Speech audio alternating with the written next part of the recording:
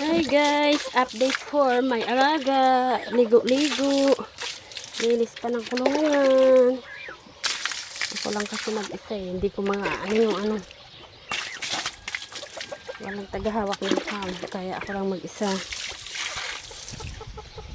Liguin ko muna yung baboy. Ano siya lilinisan. Paliguan ko muna yung katawan niya. May walasin ko yung mga dumi-dumi para malinis. Wala eh, mag-isa lang tayo eh. Yung mga alaga pang manok. Buhay probinsya, mainit. Ayun o.